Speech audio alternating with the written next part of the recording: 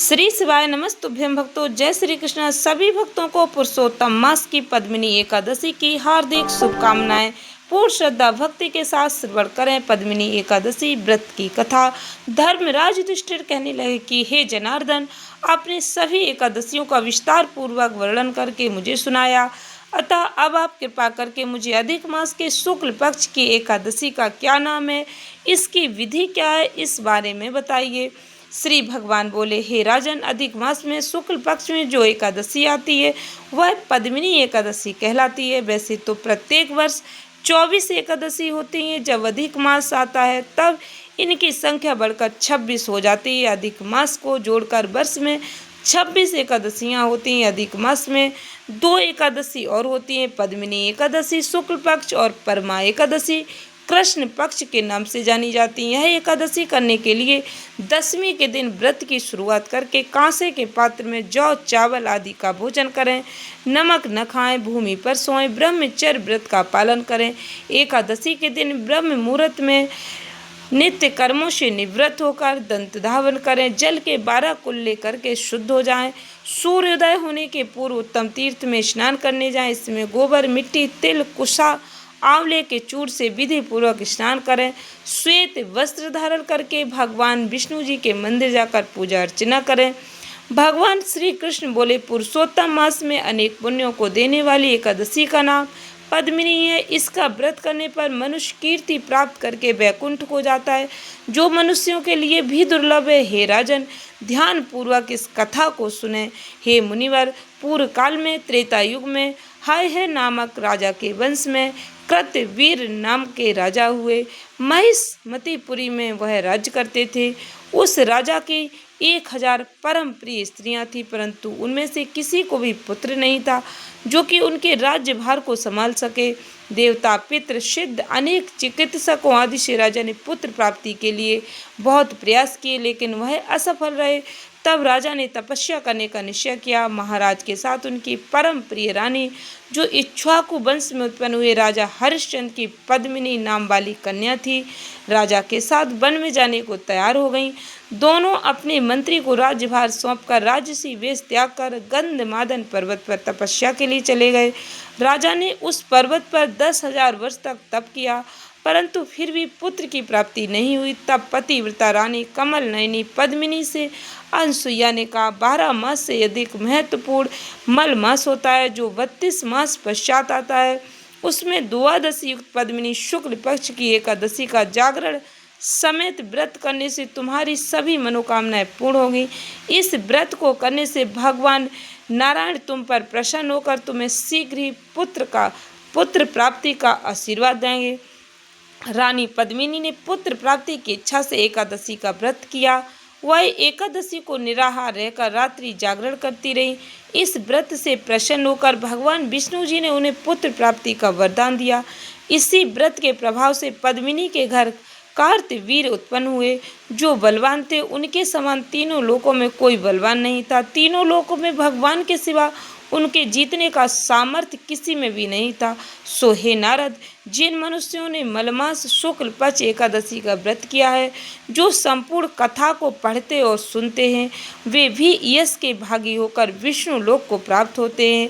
व्रत कथा अवश्य पढ़नी और सुननी चाहिए। या व्रत ना भी कर पाए तब भी यदि व्रत कथा पढ़ते हैं या सुनते हैं तो भी आपको भगवान नारायण की कृपा प्राप्त होती है। इस वीडियो को अधिक से अधिक भक्तों को शेयर करके सनातन ज्ञान को जन जन तक पहुंचाने के हमारे प्रयास को सफल बनाएं, क्योंकि ज्ञान को जितना अधिक लोगों तक हम पहुंचाते हैं उसका भी उतना ही पुण्य फल हमें प्राप्त होता है।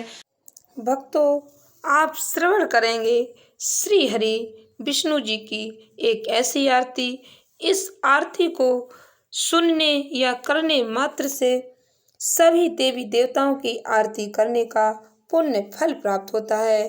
पूर्ण श्रद्धा भक्ति के साथ श्रवण करें भगवान श्री हरि विष्णु जी की यह आरती। प्रेम से बोले, विष्णु भगवान की जय। ओम जय जगदीश हरे, स्वामी जय जगदीश हरे। भक्त जनों के संकट दासी जनों के संकट क्षण में दूर करे। ओम जय जगदीश हरे। जो ध्यावे फल पावे, दुख बिन से मन का। स्वामी दुख बिन से मन का, सुख संपत्ति घर आवे, कष्ट मिटे तन का। ओम जय जगदीश हरे। माते पिता तुम मेरे, शरण गहूँ किसकी। स्वामी शरण पढ़ूं किसकी। तुम बिन और न दूजा, प्रभु बिन और न दूजा, आस करूं जिसकी। ओम जय जगदीश हरे। तुम पूर्ण परमात्मा, तुम अंतर्यामी। स्वामी तुम अंतर्यामी, पारो ब्रह्म परमेश्वर, तुम सबके स्वामी। ओम जय जगदीश हरे। तुम करुणा के सागर, तुम पालन करता। स्वामी तुम पालन करता। मैं मूरख खल कामी, मैं सेवक तुम स्वामी, कृपा करो भरता। ओम जय जगदीश हरे। तुम हो एक अगोचर, सबके प्राणपति। स्वामी सबके प्राणपति, किस विधि मिलूं दयामय, किस विधि मिलूं दयामय, तुमको मैं कुमति। ओम जय जगदीश हरे। दीन बंधु दुख हरता, ठाकुर तुम मेरे। स्वामी रक्षक तुम मेरे। अपने हाथ उठाओ, अपने शरण लगाओ, द्वार पड़ा तेरे। ओम जय जगदीश हरे। विषय विकार मिटाओ, पाप हरो देवा। स्वामी कष्ट हरो देवा। श्रद्धा भक्ति बढ़ाओ, श्रद्धा भक्ति बढ़ाओ, संतन की सेवा। ओम जय जगदीश हरे।